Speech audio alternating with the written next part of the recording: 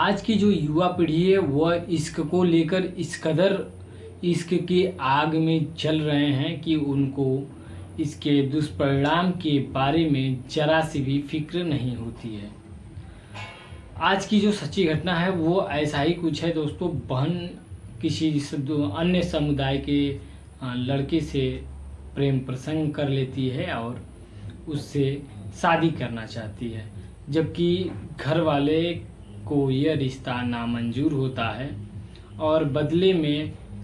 भाई खुन्नस खाकर अपनी बहन की ही बीच सड़क पर गला दबाकर हत्या कर देता है। तो नमस्ते प्रणाम, मैं पवन प्रजापति और आप देख रहे हैं हमारा यूट्यूब चैनल पवन प्रजापति स्टोरी। अगर अभी तक आपने हमारे चैनल को सब्सक्राइब नहीं किया है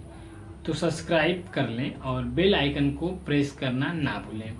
क्योंकि हमारे चैनल पर आपको रोज नई नई कहानियों का अवलोकन करने को मिलेगा।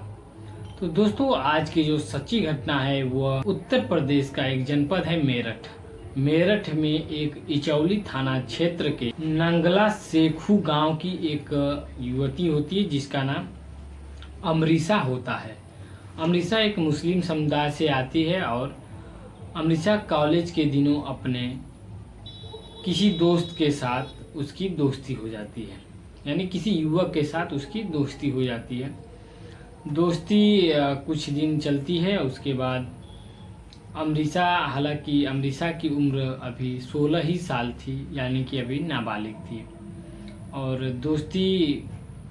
का जब पता चलता है घर वालों को तो ये लोग नाराज़ होते हैं अमरीशा से, और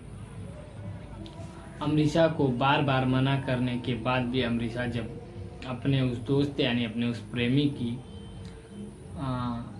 प्रेमी के साथ को नहीं छोड़ना चाहती है, क्योंकि अमरीशा और उसका जो प्रेमी था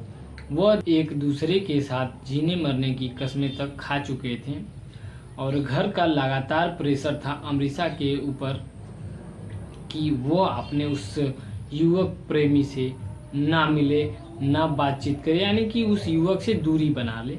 लेकिन अमरीशा को यह बात नागवार गुजरती थी और अंत में आते आते जून 2024 के महीने में वह और अमरीशा और उसका जो दोस्त है, जो प्रेमी है, वह दोनों घर से भाग जाते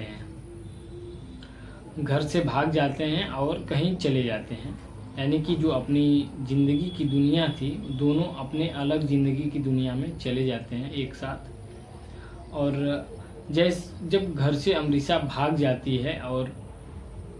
लोगों को, उनके जो परिवार के लोग हैं, उनको ये लग जाता है कि अमरीशा अपने साथ, अपने दोस्त के साथ या अपने प्रेमी के साथ घर छोड़कर जा चुकी है, तो उसके परिवार वाले फौरन थाने पर जाते हैं और वहाँ पर हत्या जो प्रेमी है उसके नामजद FIR करवा देते हैं और अपने जो लड़की है यानी अमरीशा है उसका अपहरण का जो FIR है वह प्रेमी के नामजद अपहरण का FIR करवा देते हैं। और मामला थाने पर पहुंच गया था, तो घटना की जो है मामला प्रशासन के हाथों में था, तो प्रशासन तत्काल छानबीन शुरू करती है और खोज शुरू कर देती है। तो कुछ दिन बीतने के बाद अमरीशा और उसका जो प्रेमी है वो पुलिस के हत्थे चढ़ जाते हैं और पुलिस पकड़कर उनको थाने लेके आती है। उनका जो क्षेत्रीय थाना होता है वहाँ पर लेकर आती है और परिवार को सूचना देती है। परिवार वाले आते हैं और पुलिस जो युवक है उसको अपहरण के मामले में जेल भेज देती है और लड़की जो यानी अमरीशा नाबालिग होती है अभी, क्योंकि उसकी उम्र 16 साल होती है, और इसलिए प्रशासन अमरीशा को उसके परिजनों के हवाले कर देती है, क्योंकि लड़की अभी नाबालिग थी। कुछ दिन बीतता है दोस्तों। उसके बाद अमरीशा का प्रेमी जमानत पर छूटकर घर आता है और फिर से एक बार इन दोनों का जो है बातचीत आपस में शुरू हो जाता है। एक दिन की बात है, अमरीशा फ़ोन से बात कर रही थी अपने प्रेमी से और मार्केट गई हुई थी और फ़ोन से अपने प्रेमी से बात कर रही थी। उसी दौरान उसका भाई उसको देख लेता है और फ़ोन से बात करते समय रंगे हाथ अमरीशा को पकड़ लेता है। अमरीशा को पकड़ने के बाद काफ़ी देर तक उन दोनों के बीच यानी भाई और बहन के बीच विवाद होता है और बात यहाँ तक आ जाती है कि हाथापाई भी शुरू हो जाती है। देखते ही देखते वहाँ पे लोगों की भीड़ इकट्ठा हो जाती है और अब ये जो भाई और बहन का जो झगड़ा था वह एक भयंकर रूप ले लेता है और भाई अपने ही बहन की भरे बाजार में लोगों के सामने गला दबाकर उसकी हत्या कर देता है।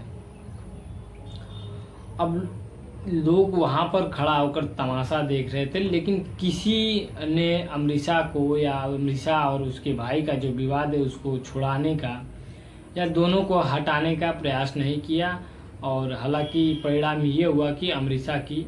हत्या हो गई। उसके भाई ने उसका गला दबाया और गला ज़्यादा देर तक दबा दिया, यानी कि आदमी की मृत्यु हो जाती है जब सांसें रुक जाती है। ऐसा ही कुछ हुआ अमरीशा के साथ। अब वहाँ के जो स्थानीय लोग थे उन्होंने सूचना प्रशासन यानी पुलिस नज़दीकी थाने को दी और थाने के लोग यानी प्रशासन के लोग आते हैं मौके पर और मौके पर ही जो अमरीशा का हत्यारा भाई होता है उसको गिरफ्तार कर लेते हैं और अमरीशा की जो डेड बॉडी है उसको पोस्टमार्टम के लिए भेज दिया जाता है। अब अमरीशा के भाई के ऊपर हत्या का मुकदमा दर्ज कर उसे जेल भेज दिया जाता है और अमरीशा का जो अंतिम प्रक्रिया होती है वो होने के बाद मामला ख़त्म हो जाता है। तो दोस्तों, इश्क का जो दुष्परिणाम है वह एक शास्त्रों में लिखा गया है कि बुरे काम का बुरा नतीजा ना मानो तो कर देखो, जिसका जिसका घर उजड़ा है उसका उसका घर देखो। तो दोस्तों, आप सभी को यह कहानी सुनाने का मतलब किसी को परेशान करना या ठेस पहुंचाना नहीं, बल्कि आप सभी को जागरूक करना, सतर्क करना है, क्योंकि घटना कब किसके साथ और कहां घट जाती है इसका कोई अंदेशा नहीं होता है, किसी को जानकारी नहीं होती। तो आप सभी जहां रहें अपना ख्याल रखें, स्वस्थ रहें, व्यस्त रहें और मस्त रहें।